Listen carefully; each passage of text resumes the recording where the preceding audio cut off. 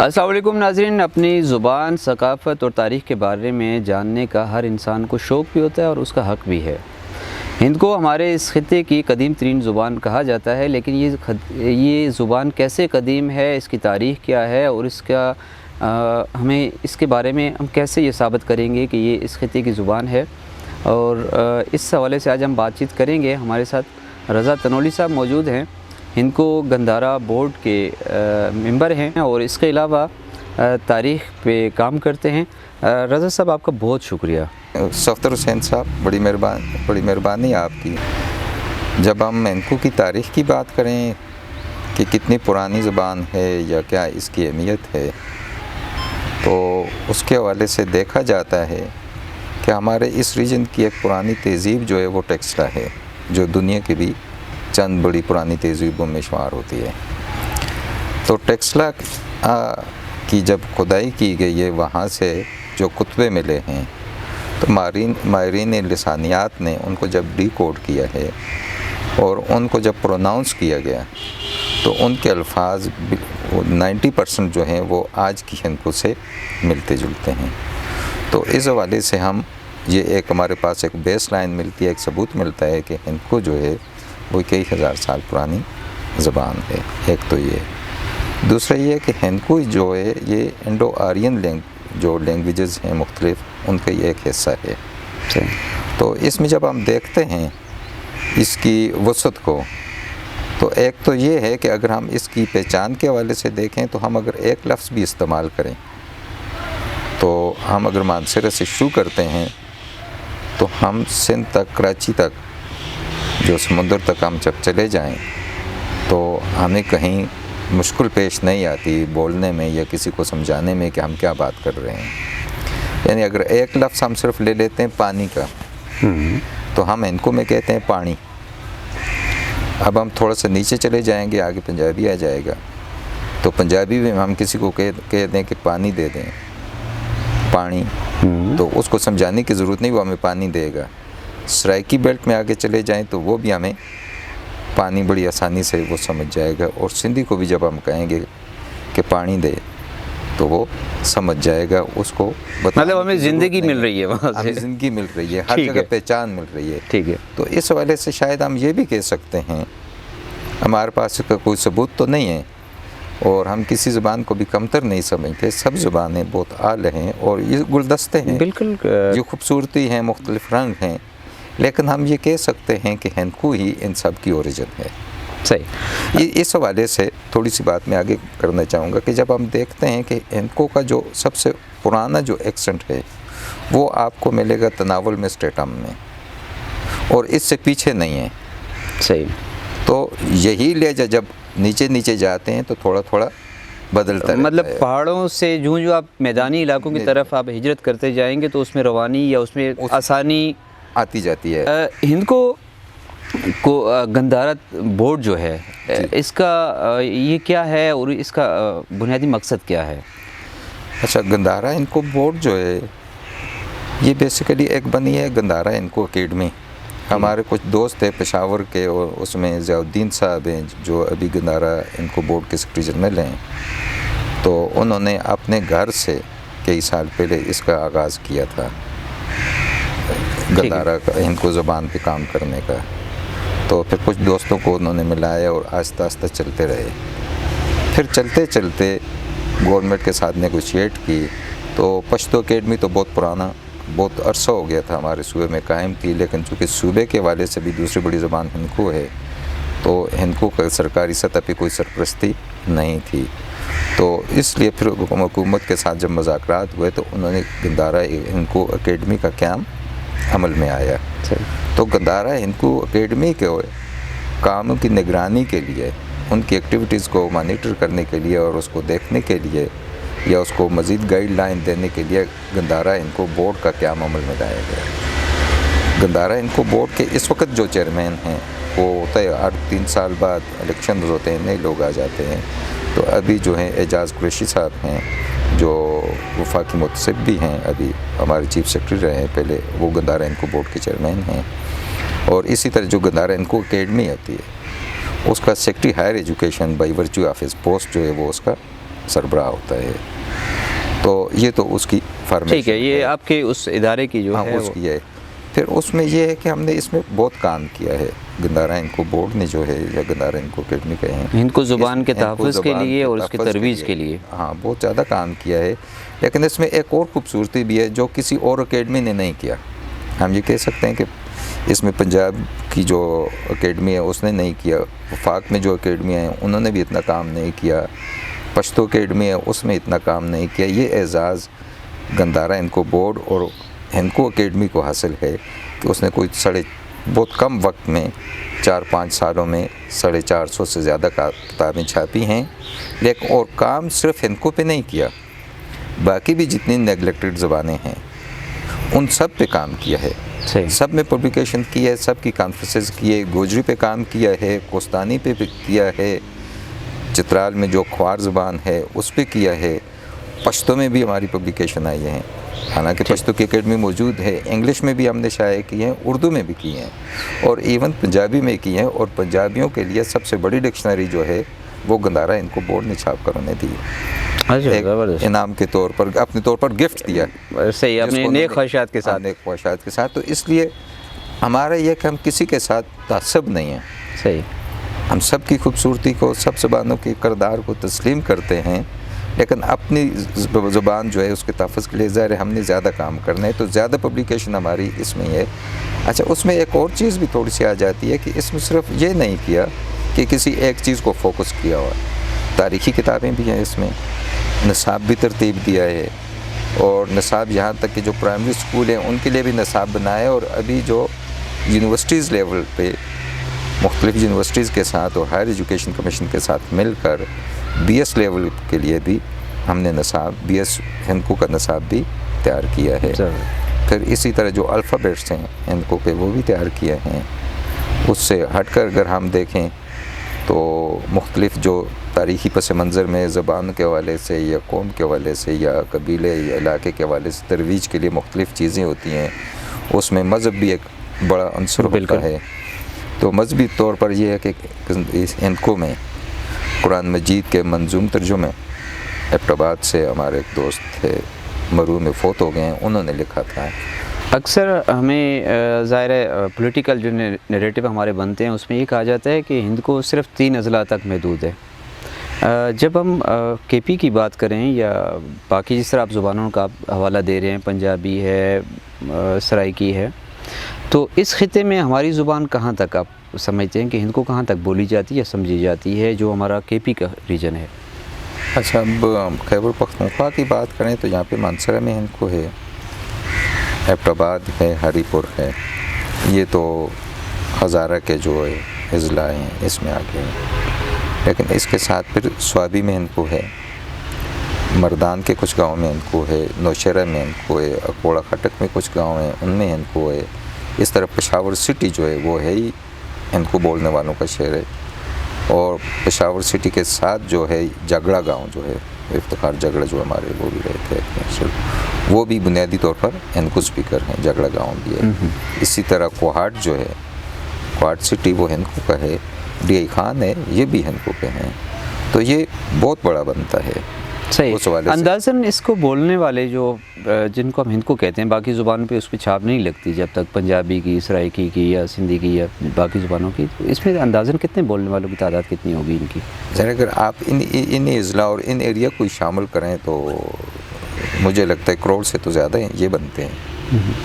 لیکن اس کے باوجود سر آپ سمجھتے ہیں کہ ہندکو اس طرح باقی زبانوں کے مقابلے میں ترقی نہیں پا سکی جس طرح ہماری اس کی دیگر ہم اثر زبانیں ہیں، پنجابی، سندھی، بلوچی، براوی؟ ہاں، یہ ایک بولی کی حد تک رہی ہے، زبان کا شاید اس کو درجہ کیوں نہیں مل سکا پھر؟ ہاں، اس کی بنیادی وجہ یہی تھی کہ ہمارے جو کام کرنے والے تھے، ایک تو اس کا ظاہر ایک پولیٹیکل ڈائلما بھی ہوتا ہے کہ ہمارے اس وقت کے جو اکابرین تھے انہوں نے اپنی زبان پہ شاید اتنی توجہ نہیں دی. حالانکہ لکھاری جو ہے ہندکو بولنے والے اس کی چاشنی، اس کا بہت بڑے لکھاری تھے، لیکن انہوں نے جو ذریعہ بنایا لکھنے کا وہ اردو اور فارسی کو زیادہ بنایا پہلے. ٹھیک ہے. یہ ایک المیہ ہمارے ساتھ کہ گزرا اس ہے۔ وقت کا جو ریکارڈ بننا تھا یا اس وقت کی جو ہسٹری ریکارڈ ہونی تھی یا جی جو جی۔ اس کا حالات ریکارڈ ہونے تھے وہ پہلے فارسی میں لکھتے رہے، ٹھیک ہے، اور پھر اس کے بعد جو ہے وہ اردو میں شاعری بھی صحیح ہے۔ کی گئی، نثر بھی کی گئی، ناول بھی لکھے گئے، ہر طرح کا لٹریچر موجود ہے، بہت بڑے بڑے شاعر ہیں تو جو کیا ہم اس میں کہہ سکتے ہیں کہ ہند کو خطرہ ہے؟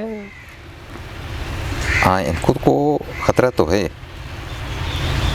لیکن ابھی چونکہ کس سے؟ کوششیں بھی شروع ہو گئی ہیں۔ ان کو خطرہ دو چیزوں سے تھا، مطلب ایک مختلف ریجن میں مختلف زمانے سے۔ اگر ہم پشاور کی بات کریں یا کوہاٹ کی بات کریں تو وہاں پہ ان کو جو خطرہ تھا ختم ہونے کا وہ پشتو سے تھا، کیونکہ پشتو ارد گرد کی جو ایریاز تھے ان کی زبان تھی، لیکن جب بہت بڑی تعداد میں لوگ مائیگریٹ ہو کر شہروں میں آ گئے، آباد ہو گئے، تو ان کا اثر وہاں بھی ہوا، اور ایک بہت بڑا اثر جو پڑا ہے پشاور میں اسپیشلی اور کوہاٹ تک میں بھی اس کا یہ اثر تھا، وہ افغان وار جو تھی اس کے نتیجے میں جو افغان ریفیوجیز آئے ہیں وہ سب پشتو سپیکر تھے۔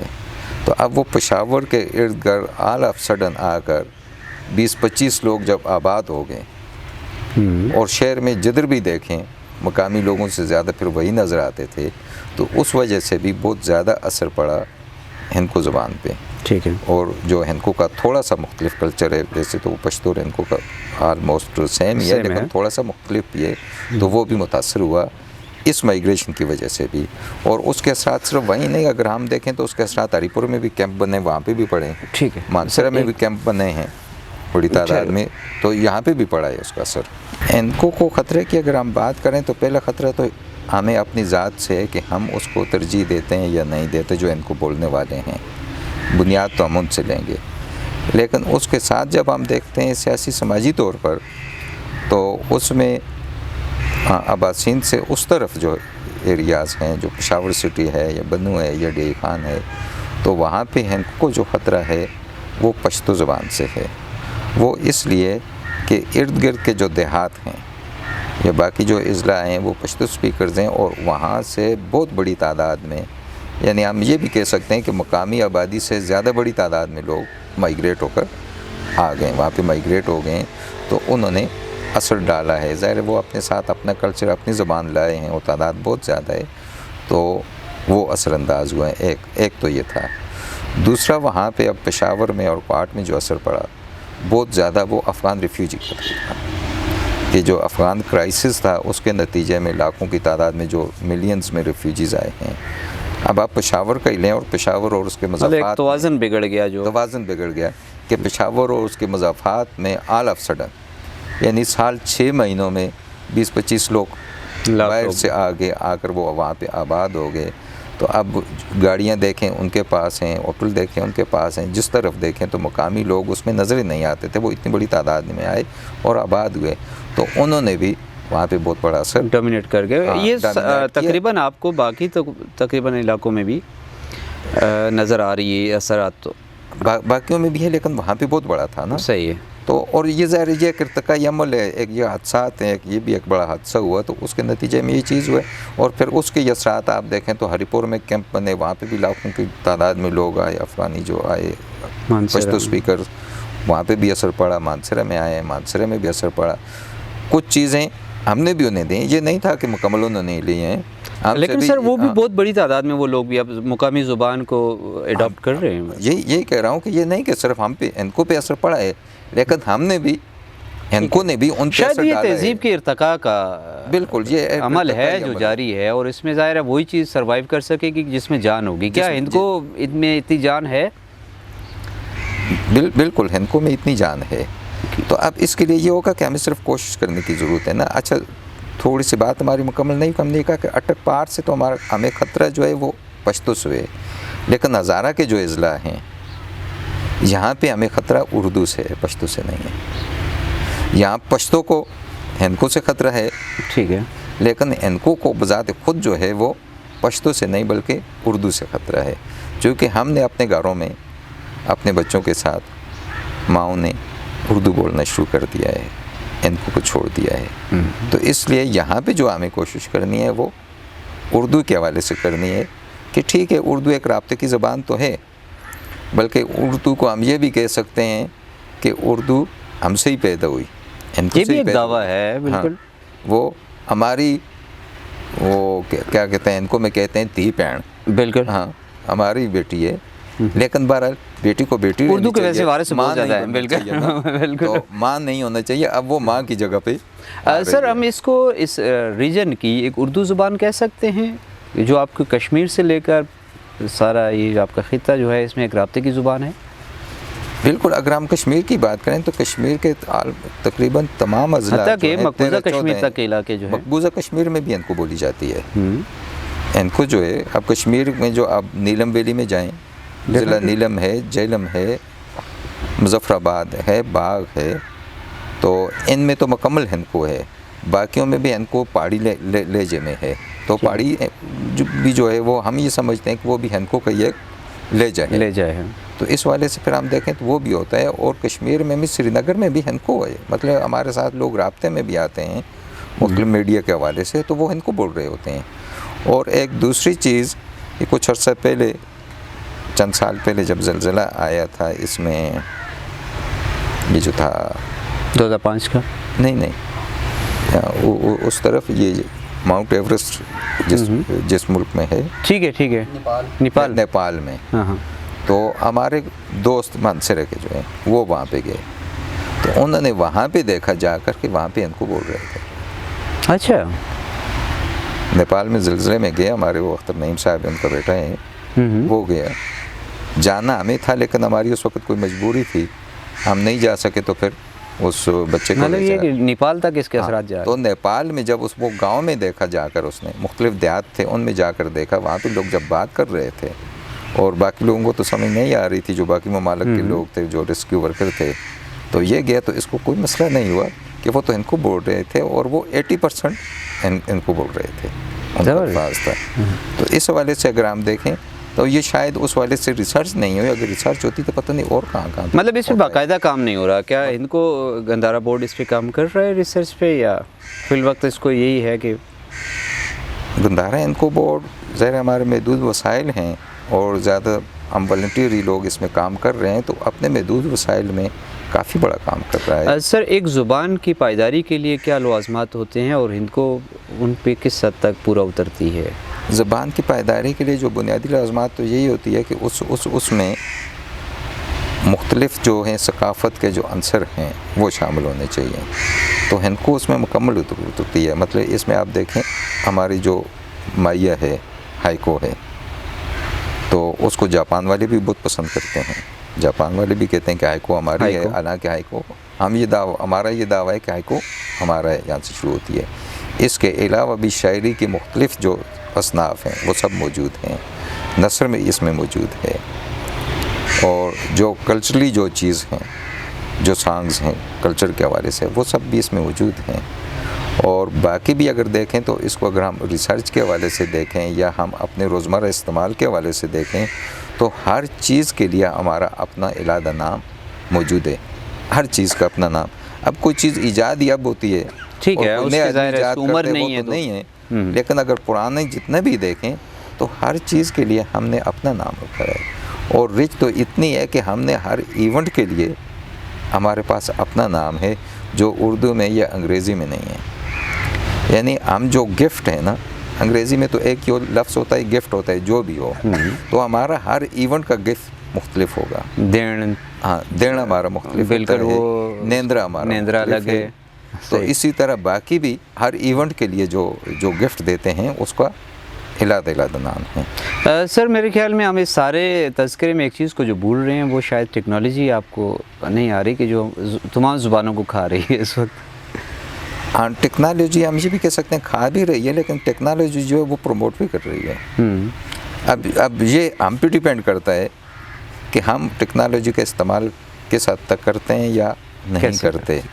تو ہم یہ چاہیں گے کہ ہمارے بچے, ہمارے بھائی جو ہیں وہ سے زیادہ جو ابھی جو ٹیکنالوجیز آ رہی ہے, جو آئی ٹی ہے کا دور ہے, تو اس کا استعمال کریں تو زبان اور زیادہ پروموٹ ہو جائے گی. بہت شکریہ رضا تنوری صاحب. آپ کی مہربانی, آپ کا شکریہ. بہت شکریہ, تھینک یو.